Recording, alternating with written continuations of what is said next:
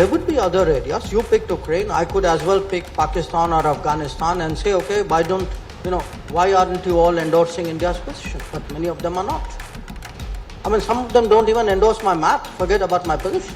What issue is it that the West wants India to step up to the plate, so to speak? No, but why should I step up to what the West wants? I will step up to what I want. No? I have a neighbor who practices terrorism day in, day out. Why don't all of them sign up for everything that I am saying? Why don't they have identical positions with me on terrorism? Had I done all the things that you were saying, I would have been of no use to anybody, including myself in Bali.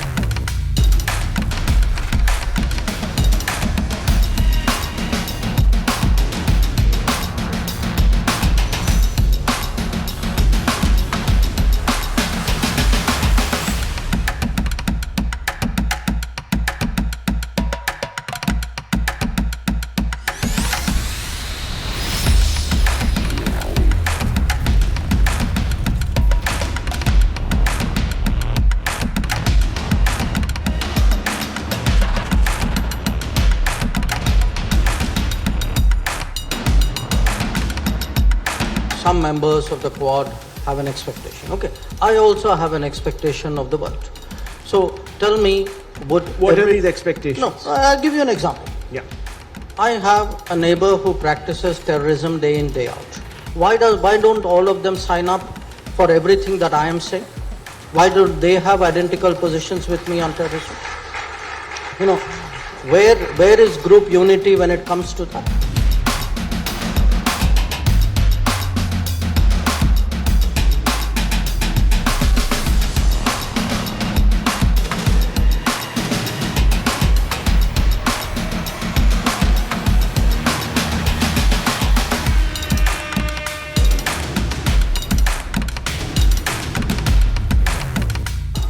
The Quad was never envisaged as 4 countries having identity or positions on all issues in the world. The Quad is an exercise of convergence where in the Indo-Pacific we have a lot of common interests and an ability to work together. Even in the Indo-Pacific we may not agree on everything, but we have substantial agreement.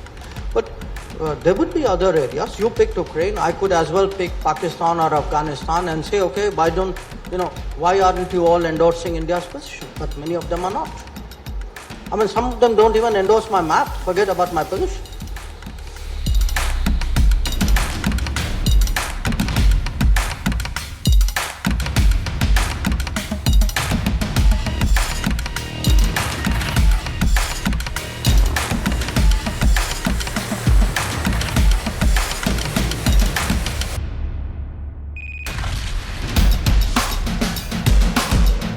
What issue is it that the West wants India to step up to the plate, so to speak? No, but why should I step up to what the West wants? I will step up to what I want. No?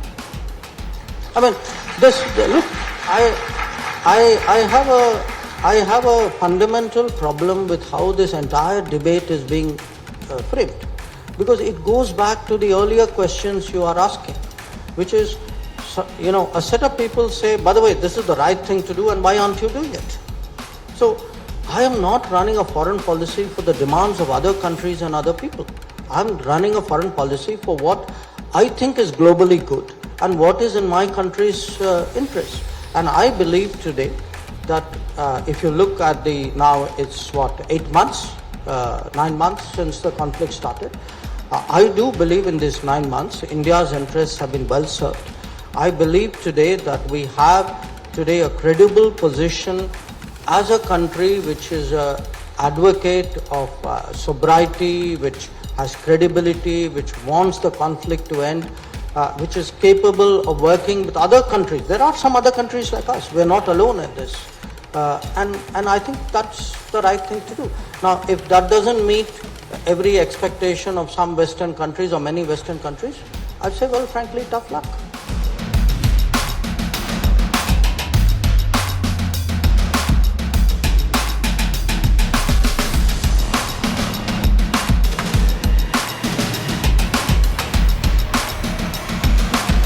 Contours of how we relate between nations, and there's a conflict here, isn't this? I mean, if the Prime Minister says not a time for war, the West is expecting India to say, well then, step up to the plate, start voting perhaps against Russia and do things that are more optically, in the interests of pushing Russia into some sort of a détente.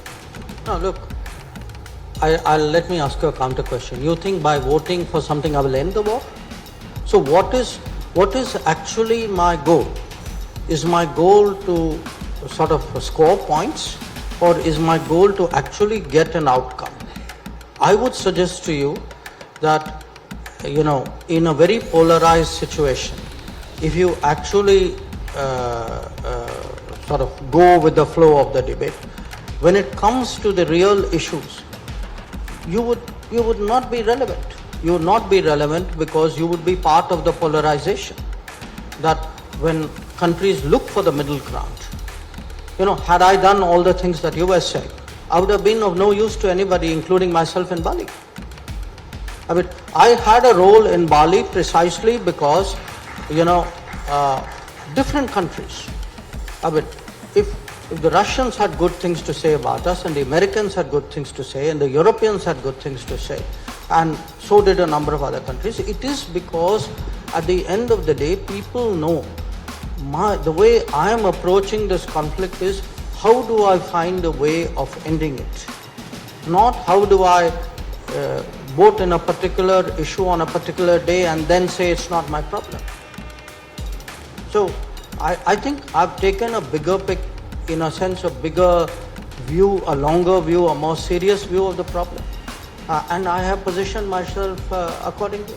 And I would say, to some degree, the events in Bali have borne out the correctness of the Prime Minister's judgment on this.